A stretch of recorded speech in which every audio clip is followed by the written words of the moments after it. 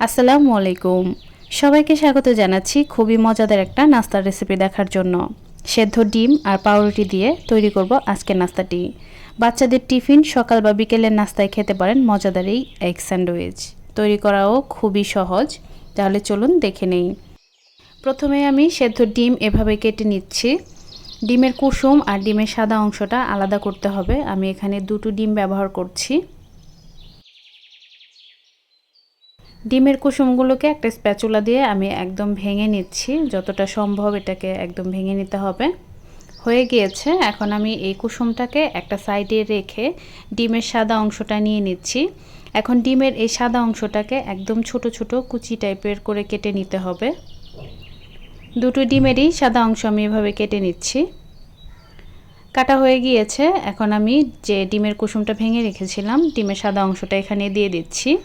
এরপর দিয়ে দিচ্ছি 3 টেবিল চামচ পরিমাণ মেয়োনিজ। এখানে মেয়োনিজের পরিবর্তে টক দইটাও ব্যবহার করা যাবে। যদি টক দই ব্যবহার করেন তাহলে পানিটা ঝরিয়ে তারপর ব্যবহার করবেন।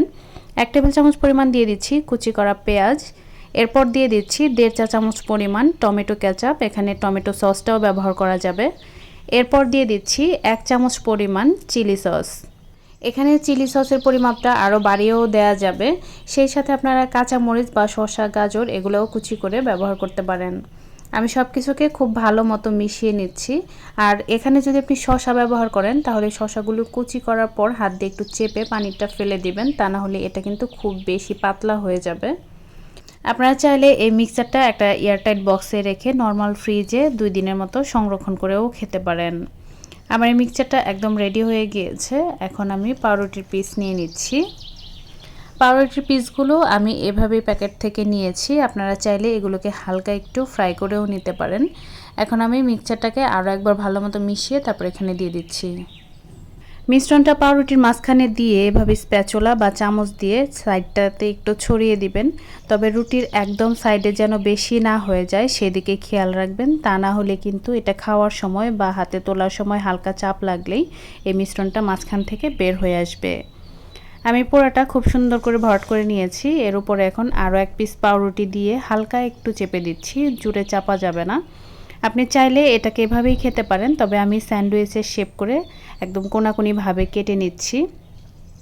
স্যান্ডউইচটাকে কাটার জন্য নর্মাল ছুরি ব্যবহার না করে এরকম ব্রেড কাটার ব্যবহার করবেন, এতে করে সহজেই কাটা যাবে।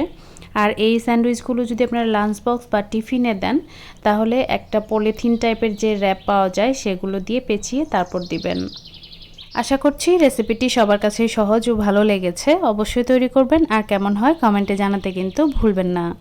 সবাই ভালো থাকবেন, আমাদের জন্য দোয়া করবেন। আজ এখানেই বিদায় নিচ্ছি। আল্লাহ হাফেজ।